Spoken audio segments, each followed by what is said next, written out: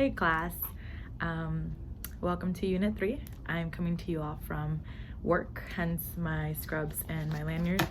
The last video I was at home, this one I'm at work tonight. So I know that the video is a little later than I usually want to post them or would like to post, but I really wanted to take some time to go through your journals, see what you all posted, see if there was any questions or concerns that I could answer.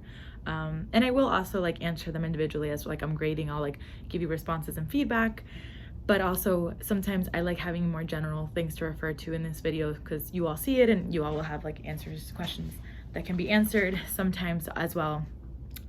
Someone may have a question or something may come up, and then later on it's oh, the rest of the class may benefit from knowing this or hearing this, So with that being said, so far everyone seems to be doing well, on top of things.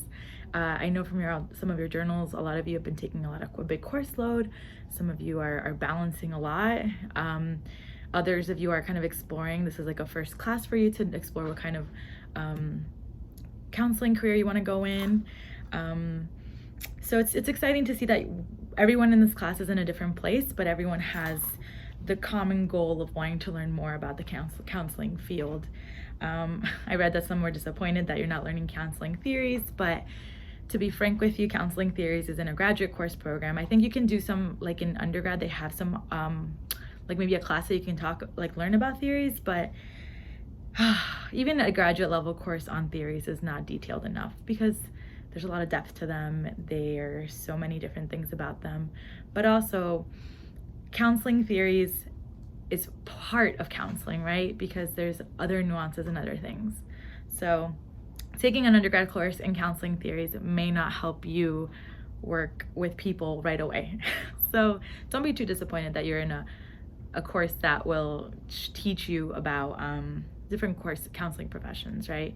One thing I always hear about students about this particular course is that they really appreciate the breakdown in salary that they talk about. They talk about settings where people can work in, things like that.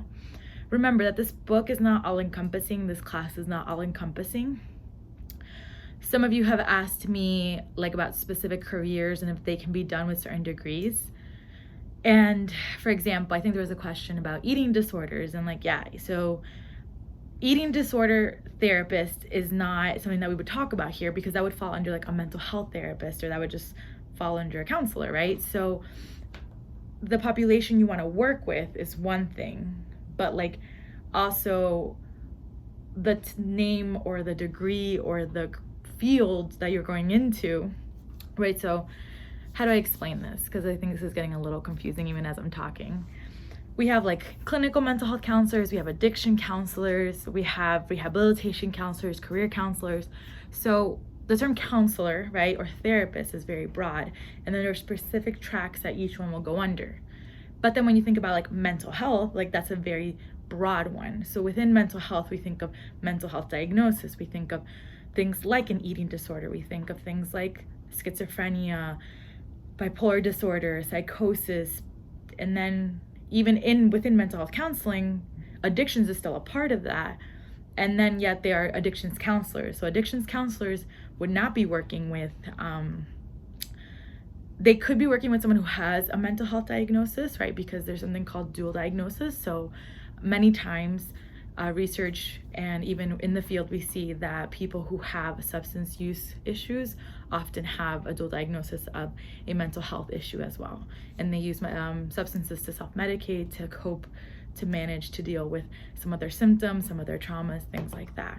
It doesn't mean that everyone who has an addiction has a trauma or a mental health issue, but oftentimes they're co-current, so they happen together. So it's called comorbidity, right? When it comes to when you're thinking about how, for example, addiction counselors would work with someone who has an alcohol addiction or who have a drug addiction, who have maybe even an addiction to playing video games, an addiction to pornography. So there's different types of addiction that an addiction counselor would focus on. But if someone is having schizophrenia and they're having hearing voices and having difficulty navigating their everyday life and feeling paranoid and distrusting, if it's paranoid schizophrenia, then they would not go to an addictions counselor. They would go to a mental health counselor, right? So sometimes we hyper focus on the things the book says, but think about this in this is just a little taste of what is out there. The psychology field is very big, and I think some of you, or maybe one of you, had mentioned about how psychology is very much research, and counseling is different. And as a counseling psychologist, right, I have a degree in counseling psychology. I have a PhD in that. And yes, I incorporate psychology, and it's like the counseling aspect of psychology. Because psychology, but when it gets to like later on in like the doctoral kind of level, you have like social psychology, educational psychology, counseling psychology, right? So psychology is a big umbrella, and then there's other things under that, right? And I think the similar thing can be said about counselors, but within the umbrella of psychology, counseling is also in there. And then we have counselors or therapists, and then you have umbrellas of what kind of counselors or therapists they plan to be. Specific degrees, whether it's like master's or doctor levels, prepare you for specific careers. So someone asked about the difference between a PhD and a master's, and PhDs are longer. They're usually funded. Master's degrees are not usually funded. They're shorter. You have more training in a PhD program than you do in a master's program. When you're done in a PhD program, you're ready to practice basically on your own. When you're done with the master's program, you still have to kind of work under someone for some time before you're able to do that. But nonetheless, like, you can still make very good money with either. And you can still see same patients, right? Like, I can see someone who has schizophrenia, psychosis. I've worked in the past with people with really severe mental illness, so that's something that I've tailored my training towards that. So tailoring in your educational process, right? When you are in graduate school, if that's what you plan to do, you will have things called practicum experiences. As a doctoral student, you will have more of them because you have 5 to 7 years. Typically 5, 7 is on the longer end. You will have essentially 4.5 years to do clinical work, practical work, practicum each year in different settings. When I was in Buffalo, I was at the Holding Center. I was at a college counseling center at UB and Geneseo. And I also worked at Best Self, which is a community mental health clinic, right?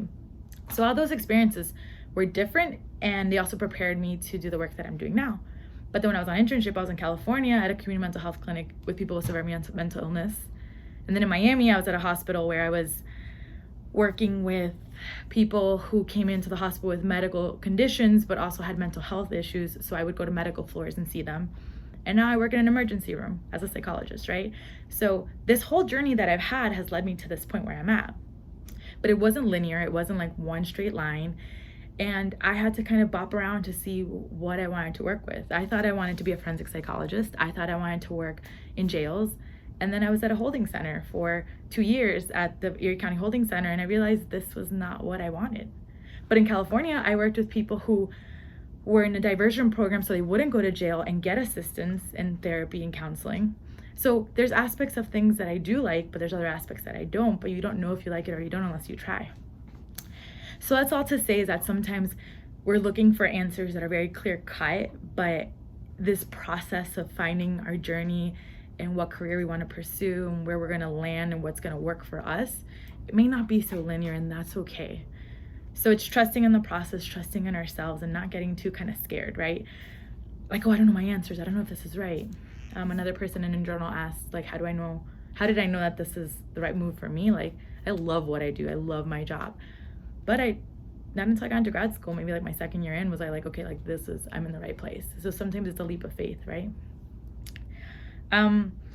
So on that note, I'm sure I could just keep on going, but I don't want to make a video too long for you all.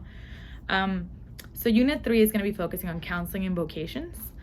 So this is going to be a little bit different because I don't think a lot of people often think about this aspect of counseling, but it is also something that is a part of counseling. And even as actually counseling psychologists initially started with like vocation pieces, and then it's kind of ventured out. But we're going to talk about counseling careers, right? But rehabilitation counselors and career counselors. So these are counselors that help individuals find, for example, college counseling centers have a lot of career counselors because when you're in college, you're not sure what kind of career you want to go down the path.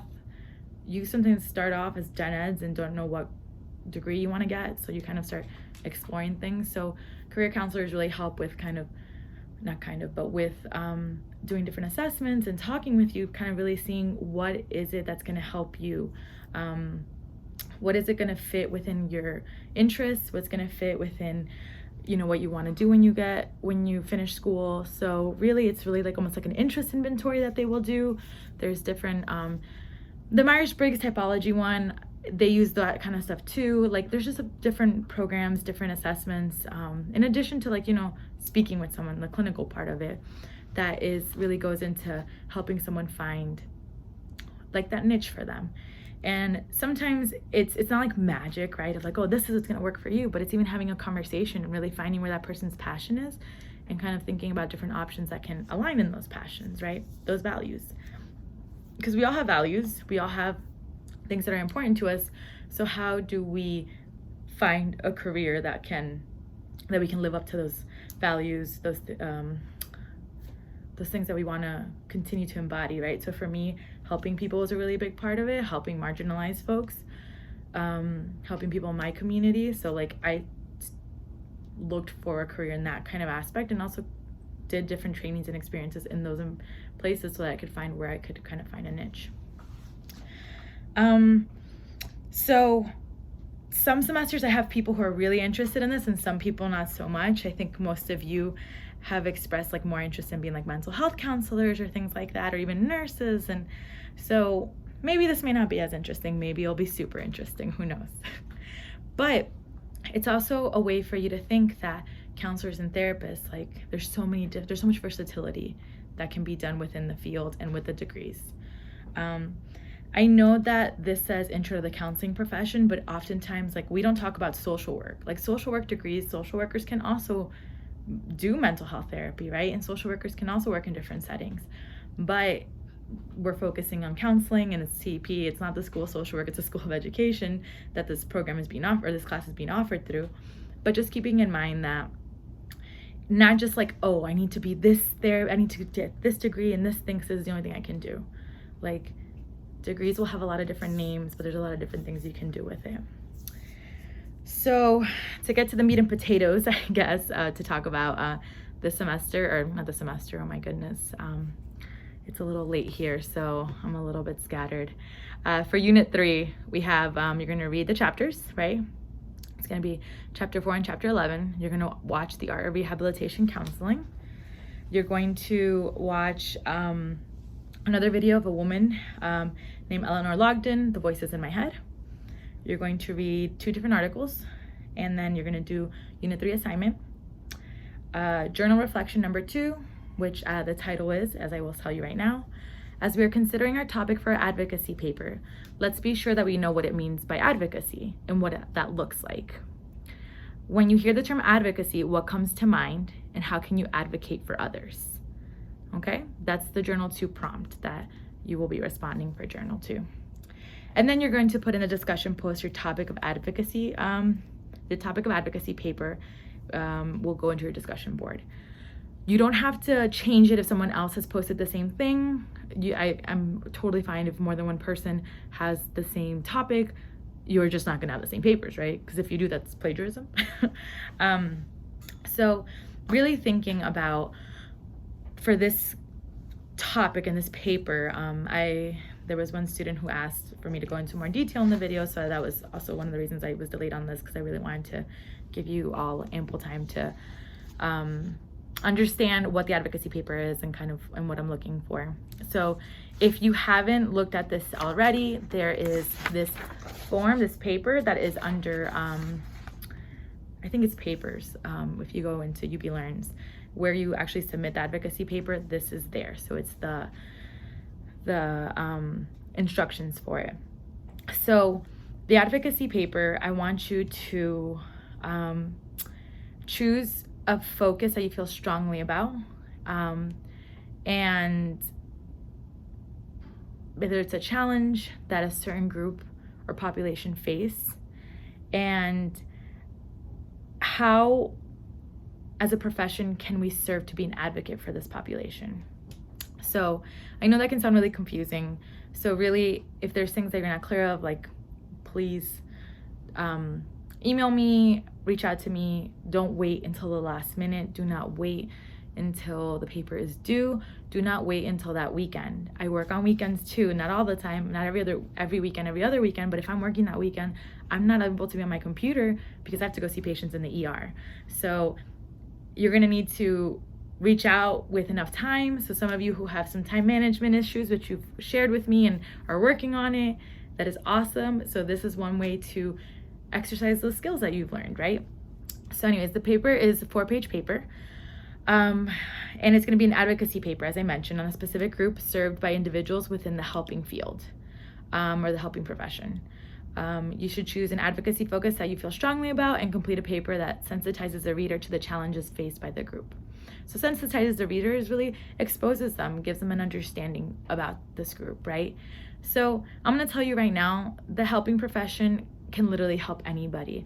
But when we think of these people in communities and part of communities, whether it's ethnic, racial, social, and even ability-wise, right? So think of these kinds of communities that are often marginalized, that have often been overlooked, pushed aside.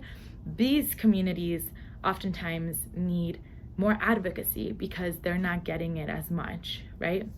So some examples to consider: individuals identified as disparities in the Black and African American communities, refugees, immigrants, minorities, substance abuse, dependence, HIV/AIDS, multicultural topics, development disability, veteran benefits. Work in the VA. I'm not a veteran, but I work at the VA. I guess that's where I came from when I said that.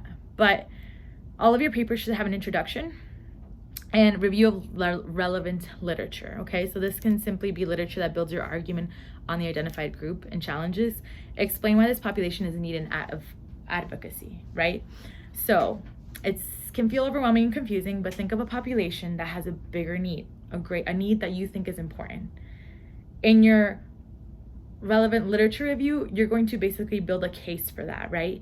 So this population needs more advocacy because, and literature review means that you're going to find articles that are going to support this, right? So you're not going to copy and paste, you're going to paraphrase, you're going to put it into your own words. You're going to basically build a case, right? So this is a paper. But when you build your case, you're going to get information from different articles. I want them to be APA cited. I want them to be written in that APA style. So if you're not familiar, please get familiar. So double space, proper heading, citations. I do not want these to be links from the internet. I do not want these to be, you can use the internet to find articles, but you can't just like copy and paste what you found on like Psychology Today, okay? Like I need you to use either Google Scholar, use the library. You need a minimum of 5 references. Books are okay. I'm okay with books, but I need them to be proper from peer-reviewed journals, right? So you're gonna explain what is the need, why do they have this need for advocacy? And then there's gonna be a section that you're gonna include, which is implication for counselors. Why is this an important topic? Population for counselors, helping professions. How can advocating for this population make a difference, right? So I want you to think of the population that you think needs the advocacy, the proof as to why. I'm not saying that I don't believe it, but with research and backing up, we're building a stronger argument. And then how does this impact counselors? What is the implication for it? Why is it important for counselors to care and to be involved? And why is it that they need to be involved in this as part of this? So then you're gonna do an advocacy plan. So how do you plan to initiate this advocacy? How do you plan to get this going? That is gonna lead, I'm gonna leave that up to you and creativity. How are ways that we can implement some of these things, right? I won't give examples because I want this to come out of your own thoughts, and I don't want to give you examples and then you guys will just be like, oh, I'll just go off of that one, you know? But when you think about, for example, a community that doesn't have a library, this isn't related to the mental health field. This is an example I'm giving you that's about advocacy that isn't related to mental health. Remember, this has to be specific in the counseling and the mental health field. Let's say there's a community that's lower socioeconomic status and doesn't have a library, right? And the fact of having a library, you have computers, you have books, there's a lot of access to resources and information that children and individuals in this community are not getting access to because there's no library there.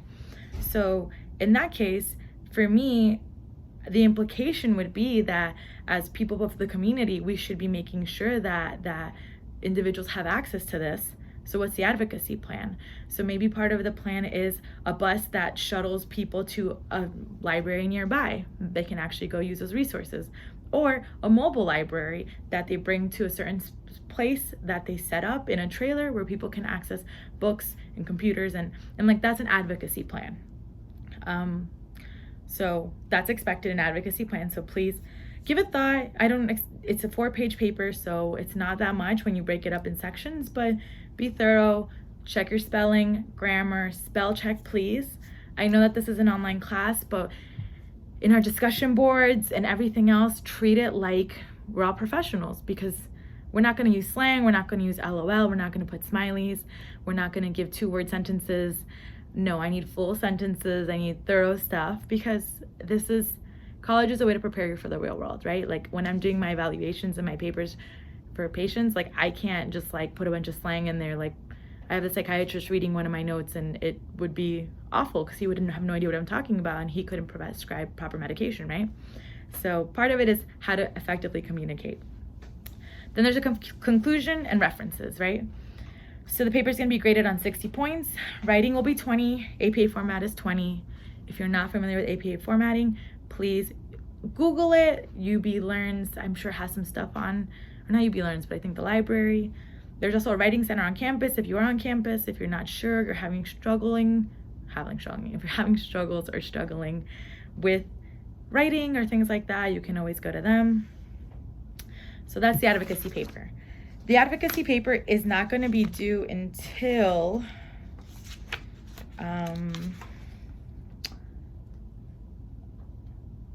November, but I just wanted to give you all a heads up so you start thinking about it now, so you have ample time. So let me make sure I'm covering all my bases before I'm done with this video.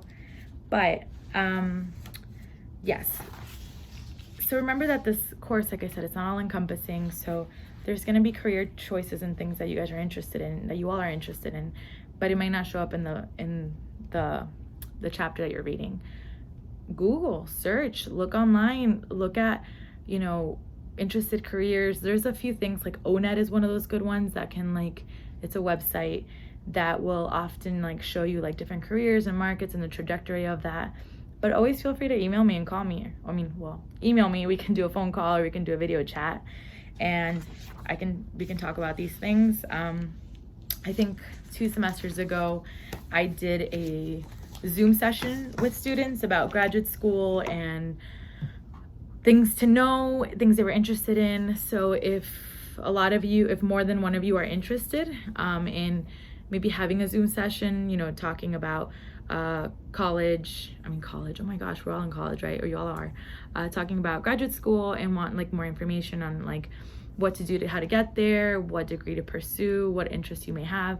I'm happy to do that too. So if you are interested in like maybe doing like a Zoom session where whoever wants to be a part of it can be a part of it and it's like live and interactive and a Zoom session, email me, and once I get like enough responses, I can kind of come up with a date that works. If you're not interested, then don't email me, it's okay. But I'll send an email. Like if you're interested in doing this, email me and then I can set up a time and a date that works for all of us so that we're all, at the same time. And if not, if you have just individual questions, things you want to talk about or email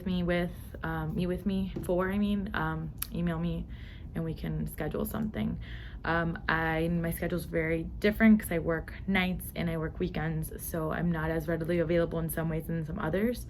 And I go to sleep late, so I wake up late, so I have a certain window of time sometimes. But when I'm off, which vary throughout the week, I'm definitely able to meet with you then. So I think I told another student I'm not as readily available as some professors may be sometimes. So if you want to chat or meet, email me, give me a few dates and times that work for you, and then we can kind of coordinate that way. But yeah, so once again, happy October, because it's gonna be October soon. We're getting through this class. You all are doing great. I know it can feel like a lot, but I hope you're learning and enjoying it. And like I said, please feel free to ask me questions. Sorry, I'm a little spacey today. It's 11 here, and yeah, just it's been one of those weeks. It's been a long week. So take care, you guys, you all, and yeah. So I look forward to hearing from you all soon. Take care. Bye.